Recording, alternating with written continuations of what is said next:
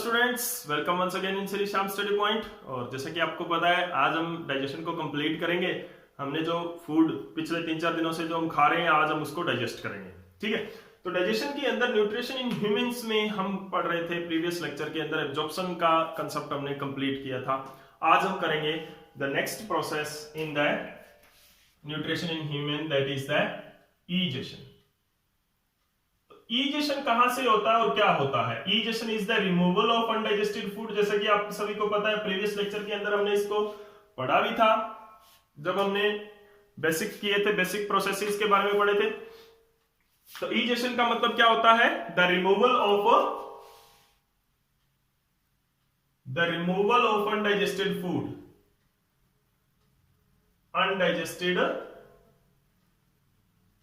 Food is called egestion. Okay, this is the removal of undigested food. और कहां से होता है? अब देखो, अनडाइजेस्टेड फूड कौन सा होता है?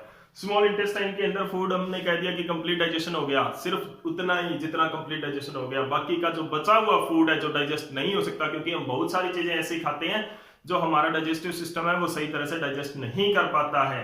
और ऐसी अनडाइजेस्टेड फूड जो है, अनडाइजेस्टेड मटेरियल है, वो ब्लड के अंदर एब्जॉर्ब नहीं होते। क्यों नहीं होते? क्योंकि उनका साइज बड़ा होता है। कॉम्प्लेक्स जो फूड मटेरियल है, वो ब्लड है, वो जो ब्लड वेसल्स हैं, उनकी वॉल के थ्रू ब्लड के अंदर नहीं जा सकते वो, या मेम्ब्रेन क्रॉस नहीं कर सकते, क्योंकि वो कॉम्प्लेक्स स्ट्रक्चर में, बड़ी स्ट्रक्चर में है। ठीक है, तो वो आप इस तरह से कर सकते हो कि जैसे कि मान लो स्टिचिंग के दौरान आपके पास एक मतलब कोई थ्रेड है पतला, और एक निडल है, एक सुई और धागा की जैसे एग्जांपल मैं ले रहा हूं। तो एक सुई और धागा, आपके पास जो धागा है वो उलझा हुआ पड़ा है। ठीक है, अब आपने उसको क्या करना है? सुई के नोक के अंदर से निकालना है। ठीक है ना, उसके अंदर एक होल होता है छोटा सा, उसके अंदर से आपने उसको निकालना है। तो उसके लिए आपको क्या करना पड़ेगा? पूरे के पूरे गुच्छे को, उलझे हुए धागे को, गुच्छे को आप निकाल सकते हो उसके अंदर से? नेवर। आपको क्या करना पड़ेगा? उसको सिंपल फॉर्म देनी होगी। आपको उस गुच्छे को सीधा करना होगा, फिर आप उसके अंदर से निकाल सकते हो। तो वैसे ही ब्लड वेसल्स के अंदर होता है कि वहां पर आपका जो कॉम्प्लेक्स फूड है, जो उलझा हुआ स्ट्रक्चर में है, उसको आप नहीं ब्लड वेसल के अंदर से पास कर सकते, उसको आपको सिंपल बनाना पड़ेगा, यानी डाइजेस्ट करना पड़ेगा।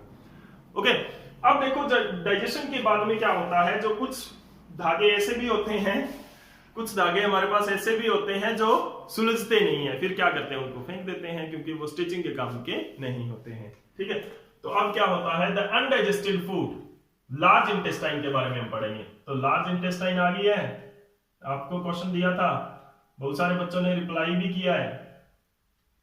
लार्ज इंटेस्टाइन, सॉरी इंजेक्शन चल रहा है दिमाग में।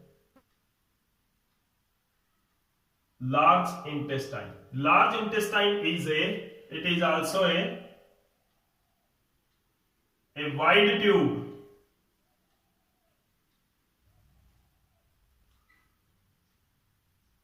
present next to the small intestine. Small intestine के बाद में क्या होती है? एक लार्ज ट्यूब, जिसको लार्ज इंटेस्टाइन बोलते हैं, प्रेजेंट होती है, of approximate 1.5 metre length. 1.5 metre length की एक और ट्यूब होती है लार्ज इंटेस्टाइन। ये देखो, यहां से ये दिस वन, यहां से लार्ज इंटेस्टाइन शुरू हो गया हमारा, and this one is the large intestine. और ये कितनी होती है? 1.5 मीटर की होती है। स्मॉल इंटेस्टाइन लगभग 6 मीटर की होती है, 20 फुट की होती है, यानी कि डबल मंजिल जितनी होती है। इसे मान सकते हैं कि नॉर्मली 10 फीट की अगर हमारी एक मंजिल होती है, तो डबल फ्लोर की जितनी होती है, तो बहुत ज्यादा लंबी होगी वो, तो फिर भी उसको स्मॉल बोला। और यहाँ पे ये है 1.5 मीटर। 1.5 मीटर में देख लो कितना होता है, लगभग 4 या 5 फीट की ये होती है। ठीक है, तो ये बहुत छोटी होती है, फिर भी इसको लार्ज क्यों बोलते हैं? तो इसको लार्ज बोलते हैं because it is the wider than the small intestine. Small intestine आपको दिख रही है, पतली है, और लार्ज इंटेस्टाइन मोटी है, थिक है। ठीक है ना, तो वाइड है, इसके जो वाइड होने की वजह से इसको लार्ज इंटेस्टाइन बोला गया है। And small intestine is thin, बहुत पतली होती है, तो इसीलिए इसको क्या बोला गया है? Small intestine. तो large intestine is the larger than the small intestine in their lumen. Lumen के अंदर वो क्या है? लार्जर होती है। इन देयर ल्यूमन इसका यानी अंदर वाला स्पेस जो है अंदर से ये क्या होती है, मोटी होती है। अंडरस्टैंड? ठीक है, इसीलिए इसको क्या बोलते हैं, लार्ज इंटेस्टाइन बोलते हैं। ठीक है ना। तो अब देखो large intestine, a wide tube present next to the small intestine is approximate 1.5 metre length is large intestine.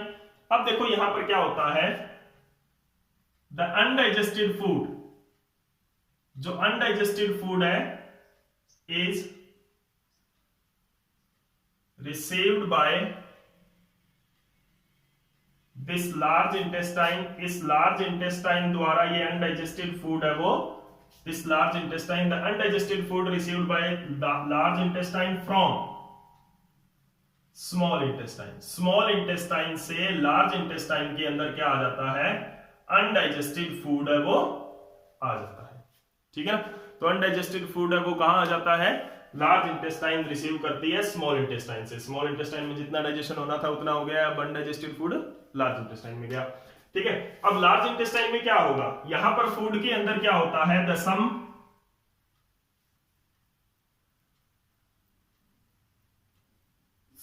Water, कुछ वाटर है, एंड साल्ट, कुछ पानी और कुछ salt are absorbed in large intestine. क्योंकि फूड यहां पे क्या आ रहा है, बहुत पतला पेस्ट की फॉर्म में आ रहा है, तो यहां पे जो फूड गया है वो थिन पेस्ट की फॉर्म में गया है। थिन पेस्ट में से अगर आप पानी निकाल लोगे तो वो थोड़ा थोड़ा सूखा हो जाएगा और सेमी सॉलिड हो जाएगा। सेमी सॉलिड का मतलब है ना तो पूरी तरह से सॉलिड है वो और ना ही वो लिक्विड है, तो उस तरह से वो आ जाएगा। ठीक है ना। तो अब क्या है कि that is absorbed in the large intestine. Now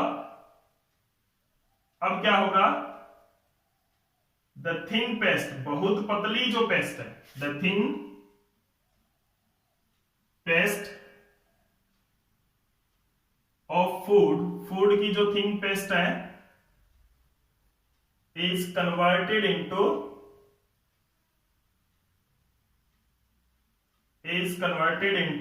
semi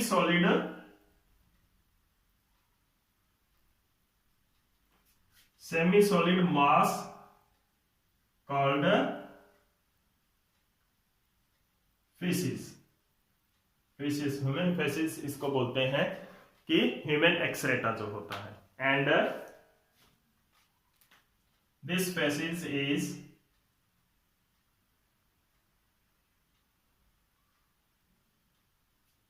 store रहता है, एनस के कुछ टाइम पहले स्टोर होता है और उसके बाद में क्या होता है, removed through anus. Anus is the opening of the digestive system. ठीक है, तो यहां से क्या होता है, वो अनडाइजेस्टेड फूड है जो फिशेज है वो रिमूव कर दिया जाता है। तो this is about the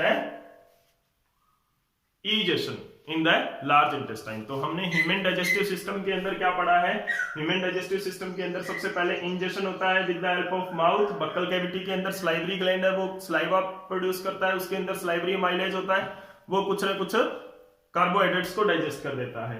after digesting the food, tongue help in the swelling and the food is enter in the pharynx, and through the pharynx it moves toward the oesophagus and it moves down through the oesophagus, and moving down ये क्या होता है, peristaltic movement होता है कि down move करता करता कौन सी मूवमेंट करता है, ये पेरिस्टाल्टिक मूवमेंट करता है। ठीक है ना।